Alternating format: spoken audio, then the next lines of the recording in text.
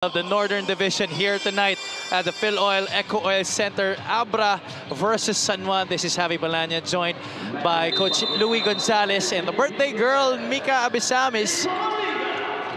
Contrasting combinations. Bring us short on the push shot. Rebound to Nico Panganiban. No numbers for San Juan. Orlan Wamar. Wamar for three. Yes, sir! Alam mo yun, sa dam. Sumang, short, gets his own miss. Short as well on the stick back. Still nothing yet going here for Abra. Panganiban will force it. Panganiban will score. Tough shot, hand in the face. Still no goal. And there's Kalisaan already. Kalisaan, the easiest 2 points of the night there for Mike Kalisaan. The San Juan Knights are up 9-0 here. You look at the field goal story. 0 out of 10 for Abra. 3 out of 5 for San Juan. That changes right now with a 3-point conversion from Prince Caperal. The three, wala pa rin. Sumang, offensive rebound. Yeah, second already in this game. Bringas gets the bounce on the shot. 5-0. Been a challenge for Mac Talio tonight. Here he is once again, leading in. Right hand finish, finally, nakabutas si Mac Talio. Imagine yung second group front line mo, ganyan pa rin. Zach Wang, who has been impressive in this 4-game winning streak. What will he do? Hugnatan, he has that. Masyado malakas. Look at Zach Wang. Zach Wang, the scavenger that he is. Mika mentioned that's what he's been doing in practices, in games. Loose ball ends up with Marwin Taiwan. Yeah, Soberano. Oh my God. All alone for three. Nothing but nylon for AC Soberano. Alam mo, It's 22-10. Bakers doesn't lead for the San Juan Knights. This end of first quarter score brought to you by GameX. We're here at the Phil Oil Eco Oil Center in San Juan City. Javi Balanya joined by Coach Louie Gonzalez and Miss Mika Abisamis. Mac Talio scoring on his second bucket. like itong San Juan na you know na already na team na talaga eh.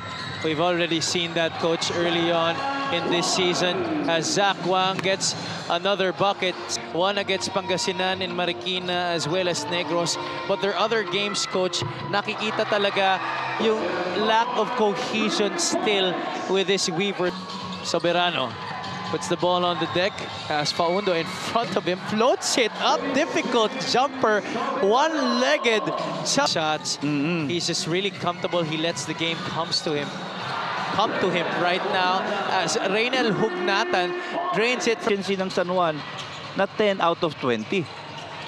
Zach Wang this time beyond the arc, no problem. Mac Talio was challenging that shot by of Roy Sumang in that game against Caloocan. They only shot 28% as Bringas finally breaks the slump. Galinato. Hindi siya masyado nakakuha ng much playing time, playing for the National University Bulldogs. To San Juan, he accepted his role and he's been thriving in it ever since.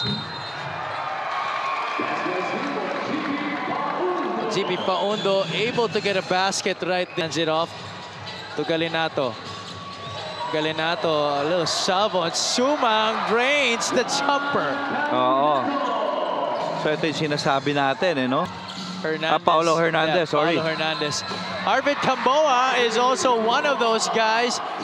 He can hit it from the outside. He can turning the ball over. Galinato attacking J.R. Chavez. Galinato the basket plus the foul.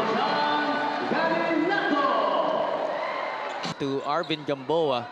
And now Galinato at the line for the bonus. He converts.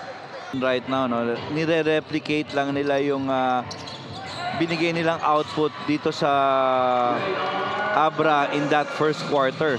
Stolen from him as well. Galinato outside Wamar. This is gonna be big. Set, fire, splash! Parang nakita ko na yun ah. Doing a Steph Curry on that one. Tumalikod na agad. Oo. But Clites Camis answering with a three-pointer of his own. Bro. Can the Weavers complete the steal? Yes, they do. Escamis has Comboy ahead. Comboy goes hard. Comboy will score! Again, doing it for the former FEU Tamarao. Omar turns the corner. Pass. Calisaan off the bank. That's 2 points more for the returning. Escamis, look at him hanging in the air. The adjustment, no good. The pitch out. Calisaan, he too will hang, but he will score. These guys are just really running Abra to the ground. My goodness, the Weavers not going away ever so quickly. 48-31. Gamboa. Just everybody really chipping. First half points. May chance pang dumagdag yan. Calisaan makes it 52. 52-31 rather. Our halftime score is brought to you by GameX, the official online ending partner of the NPBL. Now beginning second quarter action here. John Recto putting Abra to a good start. Doesn't use the screen, goes to the corner. Tolentino, not really known as an offensive threat, gives it back. Talio from the outside, rattles it home. Oh, what a start for Abra. Tiwalang ibinibigay niya dito sa mga players niya. Oh, Tolentino, that was a beautiful move, but good thing JP Pauno was there to save the... AJ Miranda did not play in the first half, but you know that he's always gonna be ready for... Wamar, catch, shot fake, fire, money for Orlan Wamar.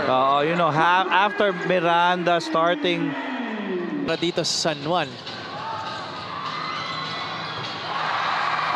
Well, this is now the biggest lead of the game.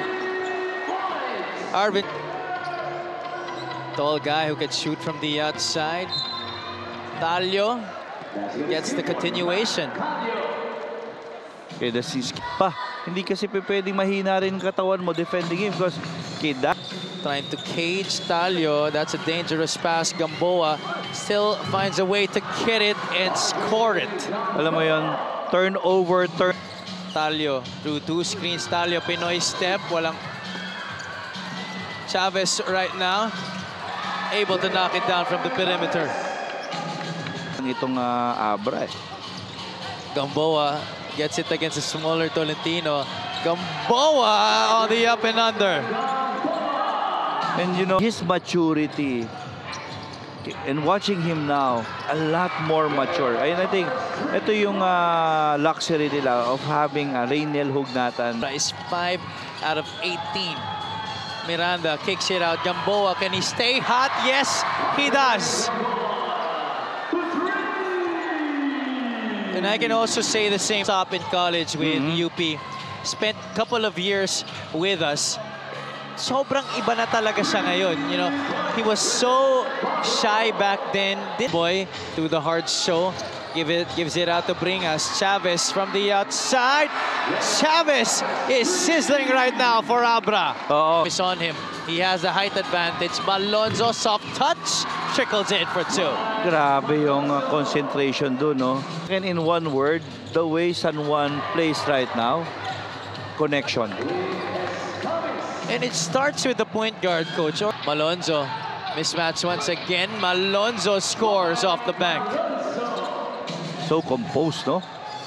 Quarter, he started this ball game. Escamis from the outside. Escamis swishes it through. Hot clock and game clock. Hugnatan able to recover. Soberano, catch, shoot, fire, score. 79-58. Our end of third quarter score is brought to you by GameX. For the basketball, lobs it inside. Hugnatan decides to kick it back out. Zach Wang continues to remain immaculate in this game. Oo. And Rainiel Hugnatan. Again, yung parang statue of patience, you know? Game continues to just slow down para sa kanya, and in a good way. Zach Wang, meanwhile, has no plans of slowing down at all. 69%. Almost perfect yun. Ang taas nun. At bahagya lang bumababa dito, coach, as J.R. Chavez connects from the outside. Sa Taiwan, onto the left side. Soberano attacks middle, floats it up, gets it in. Yeah. 2 points more for AC Soberano. Oo. And you know, that's the best way, especially if you're trailing, to get points. Alam mo yun, kasi hindi umaandar yung oras eh. Meanwhile, Chavez, he has been excellent here in the second half, and he continues to be. 18. In terms of winning streak. Zach Wang adding to their total. That's now 91 points in the game para sa San Juan Knights. Something that you have to work on. On the other side, San Juan has everybody click. Everybody from player 1 to 15. Mactalio connecting from the outside. Won against Marikina by 28. Iloilo by the same margin.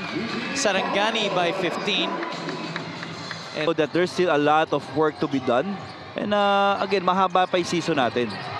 they faced Pangasinan, Marikina, Pasay, Binyan. Na coach, kaso abuti tayo ng siyam-siyam kaka-interview eh. Oo.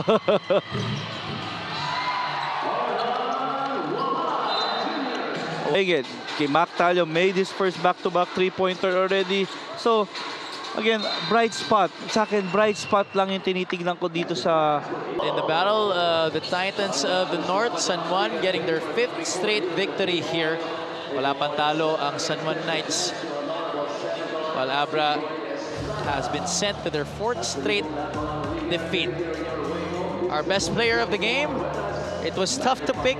Coach Louie wanted the whole team, but eventually we had to pick one guy. It's Arvin Gamboa. Oo. Alam mo, special mention ko na lang yung buong team. Hindi ko na, kasi lahat talaga sila. Congratulations to San Juan. Kung alam na sa akin, positive lang for our... Final score is 95-82, but San Juan was up by as much as 25 points in this game. Our final score brought to you by GameX, the official online ending partner of the MPBL.